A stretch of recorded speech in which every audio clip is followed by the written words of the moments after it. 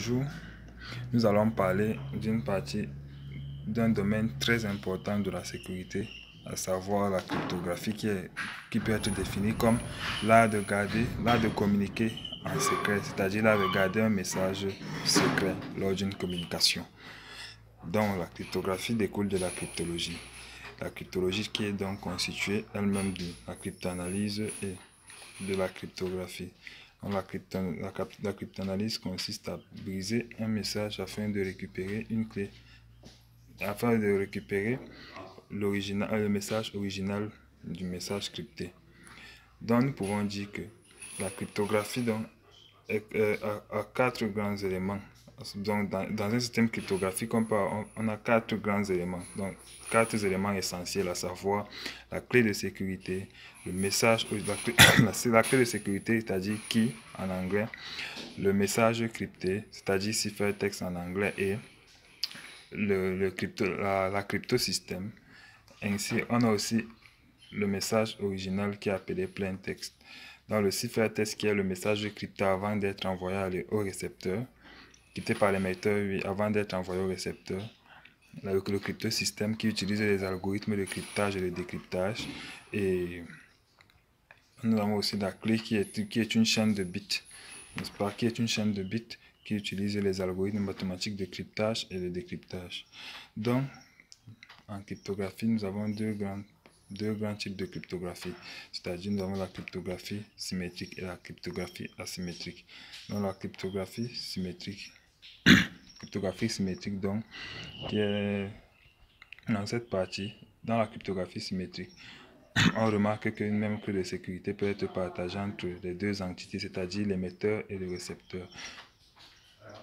La cryptographie asymétrique.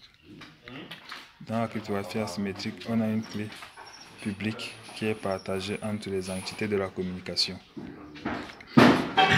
Donc, comme exemple de cryptographie symétrique, nous avons quelques algorithmes en exemple, c'est-à-dire l'algorithme 3DES qui est donc codé sur 64 bits, dont on a 8 bits de parité et 56 autres bits effectifs.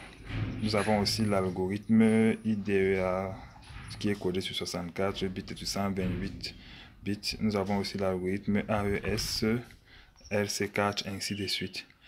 Donc nous allons aussi parler de la cryptographie à clé publique. Dans la cryptographie à clé publique, nous pouvons dire que lors de la communication, n'est-ce pas, l'émetteur de la communication peut crypter le message en utilisant une clé publique qui sera visible par le récepteur. Une fois le message parvenu au niveau du récepteur, le récepteur va décrypter le message envoyé par l'émetteur en le décryptant. Pour décrypter ce message, il utilisera sa propre clé privée. Et ainsi, quand il va vouloir envoyer le message à l'émetteur, il va crypter de lui-même son message, puis utiliser la clé publique de l'émetteur pour envoyer le message.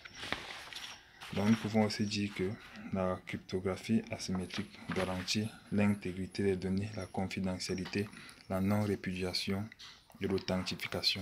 Donc, ça garantit l'intégrité des données dans la mesure où l'attaquant ne peut pas accéder au contenu du message à moins qu'il n'ait la clé privée de l'émetteur ou du récepteur du message.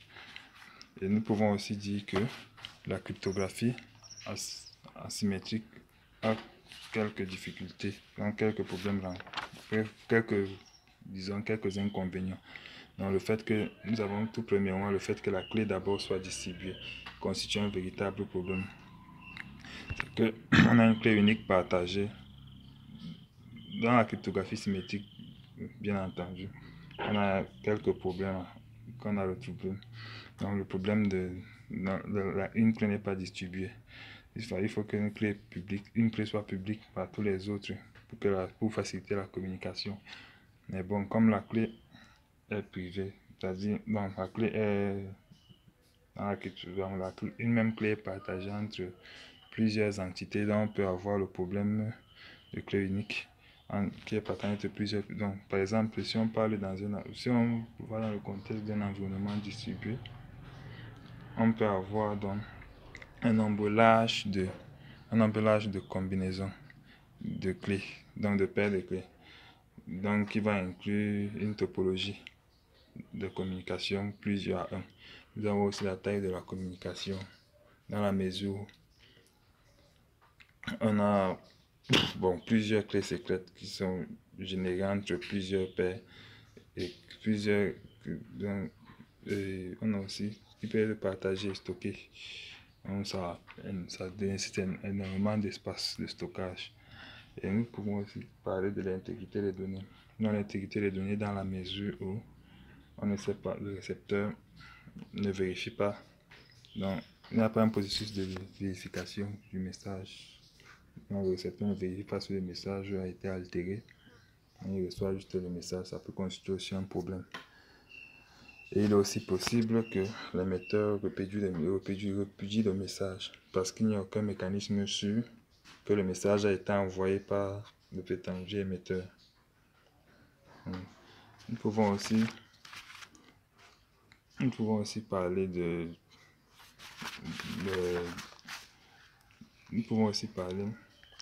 cryptage dans l'échange de clés.